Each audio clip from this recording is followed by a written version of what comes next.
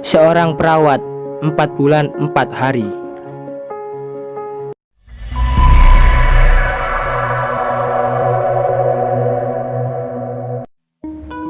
Menginjak tingkat 3 sekolah perawatku waktu itu, aku memiliki seorang pacar. Pada tanggal 19 September, Nanang menyatakan cintanya. Dan beberapa hari setelahnya aku terima tanpa restu kakakku. Kakakku hanya berpesan, "Jangan menangis padaku bila ia membuatmu sakit hati." Aku tidak mencintainya. Aku menganggapnya sebagai seorang teman dekat yang memerlukan semangat hidup untuk melanjutkan perjuangannya. Sebab dia sedang putus asa.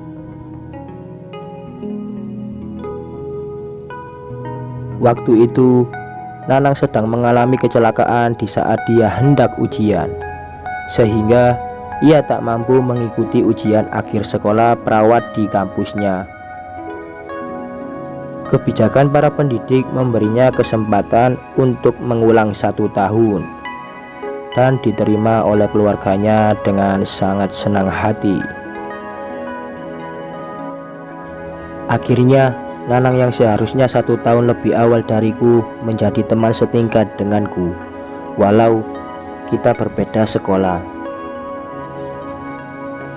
Keputusasaannya berawal dari tidak bisa mengikuti ujiannya. Ditambah lagi pada saat yang sama pacarnya selingkuh. Alasannya sepele, karena dia cacat. Apa yang bisa diharapkan dari lelaki yang cacat seperti Nanang? Hancur batinnya tanpa ada penghibur hati, tanpa memiliki teman curhat, hingga hadirku di bangsal tempatnya dirawat, dan aku yang bersedia membawa tawa untuknya, menjadikannya memautkan hati padaku.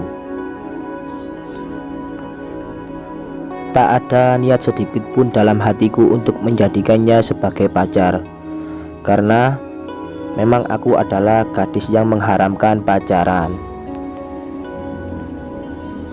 Kondisi berbeda itu membuatku tersentuh. Dia satu-satunya anak laki-laki harapan orang tuanya, kata temanku. Dan aku berusaha menjadi teman yang baik. Keputusasaannya menjadikanku tersentuh untuk menolongnya.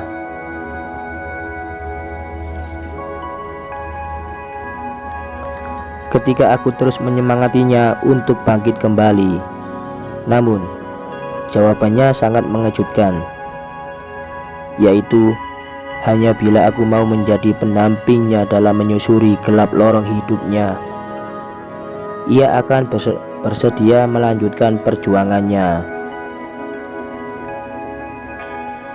Dalam benak hatiku, aku merasa iba, tapi aku tegaskan padanya untuk menjadi pria tangguh yang tidak kalah oleh kondisi apapun. Aku berkata padanya, "Jangan bersandar pada siapapun. Ketika kau sadar kau harus menjadi sandaran bagi perempuanmu suatu saat nanti." Ia hanya diam. Dan kulanjutkan, "Apa arti hidup bagimu bila kau terus tergantung pada orang lain untuk menjalaninya?"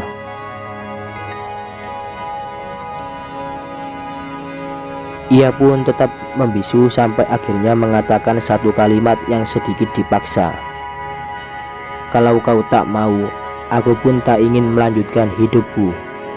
Aku tak mau lanjutkan perjuangan ini. Jadi apa aku nanti? Tutup matamu dan jangan lihat aku lagi." Aku bisa saja menganggapnya orang yang gila yang tak tahu diri, merajuk pada seorang perempuan. Pria lemah yang tidak tahu diri, sudah cacat, gagal, dan memaksakan diri menjadi pacarku pula. Tapi aku manusia yang memiliki hati nurani, dan aku masih cukup waras untuk meninggalkan seorang sahabat dalam keputusasaan seorang diri.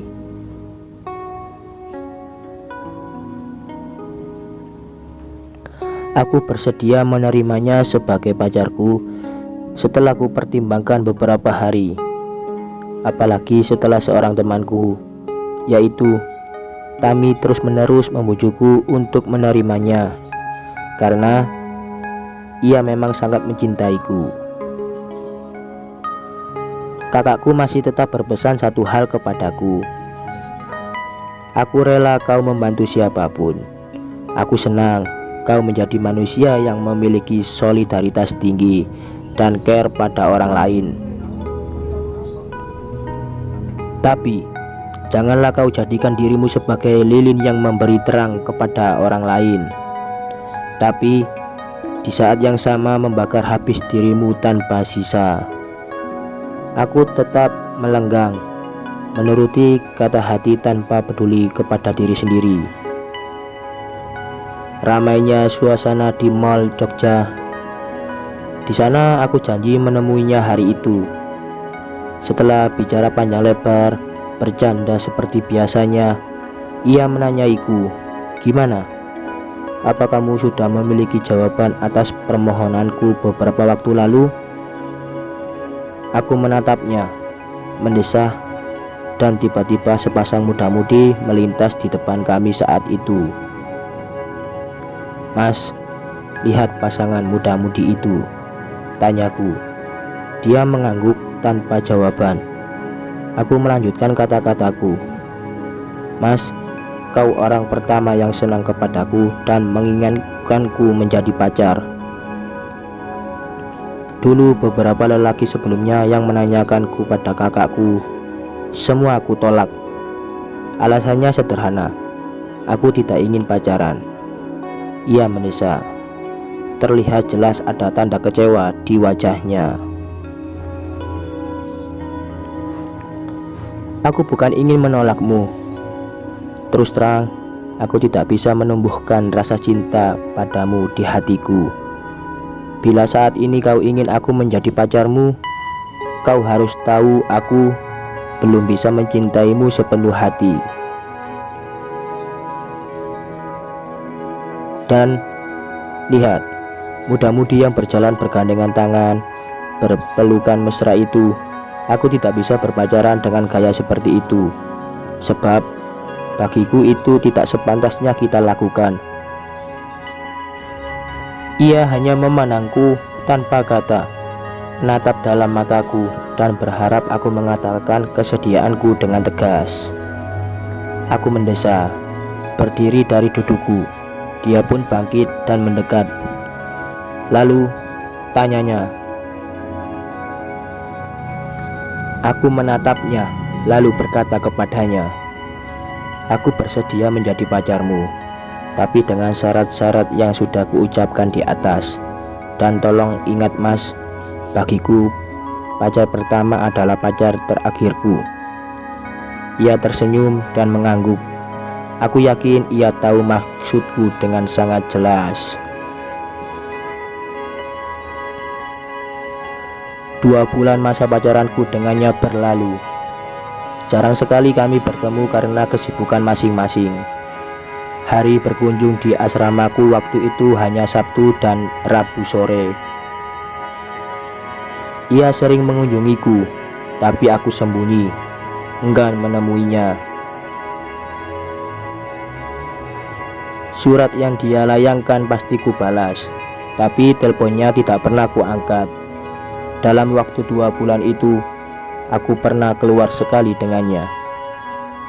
Ia ingin membawaku ke rumahnya, tapi begitu sampai di seberang jalan rumahnya dan diberitahunya bahwa itu adalah rumahnya. Bersambung ke part 2 selanjutnya.